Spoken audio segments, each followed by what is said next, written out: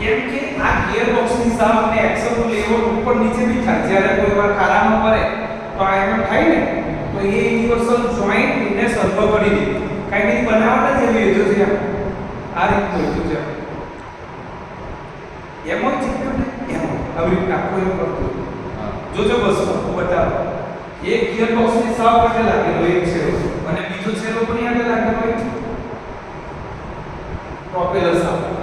Propeller સાવ તો જોઈ એટલે લાંબો સળિયો આવે કે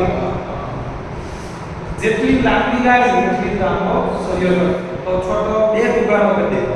એક સાફ કાપે પછી પાછો યુનિવર્સલ જોઈન્ટ ને પાછી સાફ મૂકી દે. તો ક્લચનો પાવર ગિયરબોક્સનો પાવર જોઈન્ટમાંથી આવે પ્રોપેલર સાફ. આ પ્રોપેલર સાફમાંથી ક્યાં જાય ડિફરન્શિયલ જોયું ને. ડિફરન્શિયલ ક્યાં આવે ક્યાં આવે ટાયરની જે એક્સલ આવે કે એમ મોટી એક્સલ આમાં જે ટાયર આવે એટલે પહોંચી સ્પાઈડર ડિફરન્શિયલ એની અંદર ક્રાઉન અને પિનિયન હોય અને સન ગિયર અને સ્ટાર ગિયર. તો જ્યારે બી તમારી ગાડી એમ સીધી ચલતી હોય ને ત્યારે તો કઈ જ નહીં સીધી ગાડી ચલો છો આ રીતના ત્યારે તો બધા બી સરખા જ પકડે. પણ જ્યારે ટર્ન મારવાનું આવે ને માનો કે એમ ટર્ન આવી આ બી વધારે કરતો અને આ ઓછું કરતો. એટલે આ શું કરે કે ક્રાઉન અને પિનિયન જે સન અને સ્ટાર ગિયર આને ગતિ ઓછી આવે જેથી પ્રતિક્રિયા આનાથી આને વધારે તો પેલું કરી દે. પણ એ જ વસ્તુ પાછું આ બાજુનો ટર્ન મારે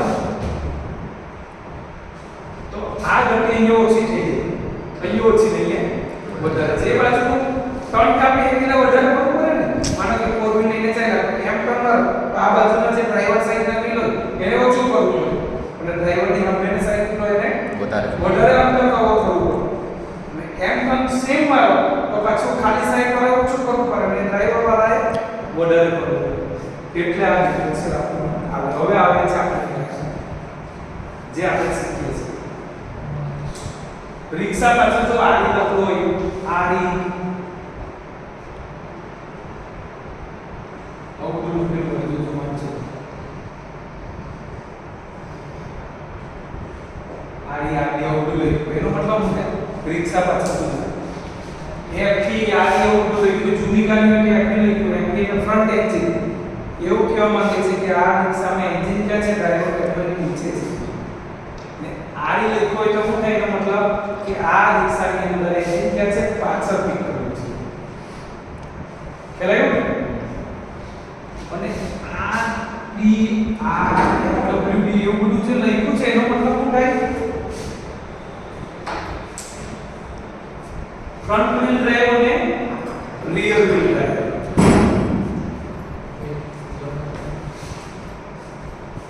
રિક્ષામાં કઈ ડ્રાઈવ આવે છે રિક્ષામાં ડિફરન્શિયલ આવે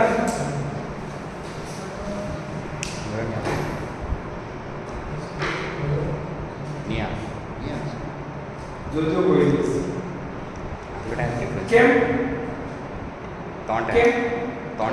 એટલે શું ફરક શું કરી અહીંયા શું થાય રિક્ષા આ છે આપણે આગળનો ટાયર આ રીતનું આ ફ્રન્ટ વ્હીલ હોય અહીંયાથી સરખો જ અંતર લીધા મતલબ અહીંયા બે વ્હીલ બરાબર આકાર નાખેલું તો એ એમ રાઉન્ડ મારે કે એમ રાઉન્ડ મારે સરખો થાય ચલાવે છે રિક્ષા એમ ટર્ન લે કે એમ ટર્ન લે અંતર બંનેનું સરખું થાય. જ્યારે ફોર વ્હીલમાં એવું નહીં થાય. ફોર વ્હીલમાં થાય આ ઓછું કાપે અને આને વધારે કાપે કારણ કે એનું સેન્ટરમાં વ્હીલ નથી એનું સેન્ટરમાં વ્હીલ છે પેલાનું સાઈડ પર છે બરાબર. તો રિક્ષામાં કઈ ડ્રાઈવ કહેવાય રિક્ષા કઈ ડ્રાઈવ છે વેરી ગુડ કઈ રિયર વ્હીલ ડ્રાઈવ. કેમ કે એના પાછળના વ્હીલ ફરે છે. કોઈ વાર આપણે શાફ્ટિંગ લાવવાની છે ઘરમાંથી એવા કે એવું હોય આની જે એક્સેલ હોય રિક્ષાની સળિયા એકદમ મજબૂત આવે ખબર ને એ નાના વ્હીલ છે એટલે એની સાપ નાની આપી છે જેમ મોટી થાય બસ ને બધામાં મોટી સાપ આપે આપણે એને શું કે પ્રોપેલર સાપ એ સાપને બી પ્રોપેલર સાપ કે જે ફરતી હોય ને રિક્ષામાં એને પ્રોપેલર સાપ જ કહેવાય મજબૂત સ્ટીલ આવે આ રિયર વ્હીલ ડ્રાઈવર ને ખ્યાલ આવે કે બસમાં કઈ ડ્રાઈવર આવે રિયર ફોર્ચ્યુનર માં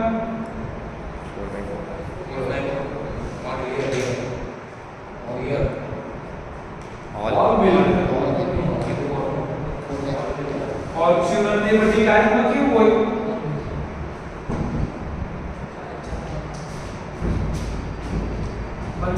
ફોર્ચ્યુનર ને બધી ગાડીમાં કેવી રીતે ચાલતું હોય બધા વ્હીલ કદી કરતા હોય શું હોય બધા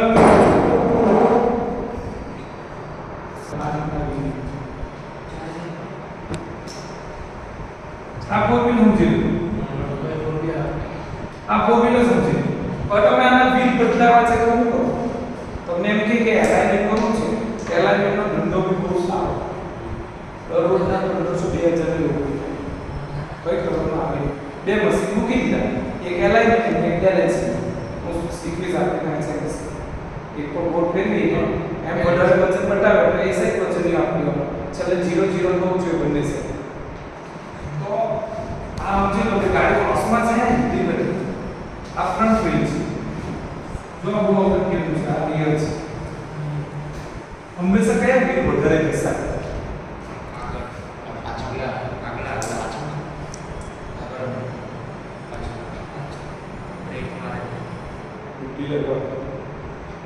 આગળના વધારે બેસા કેમ બ્રેક પર બીજું એન્જિન બધું જ આગળ જાય તો સમજો કે તમે 10,000 કિલોમીટર ચલાવી લીધું આગળ બેસાય છે હવે આને આ બેન ક્યાં લેવા હા પાછળ પણ કઈ રીતે જો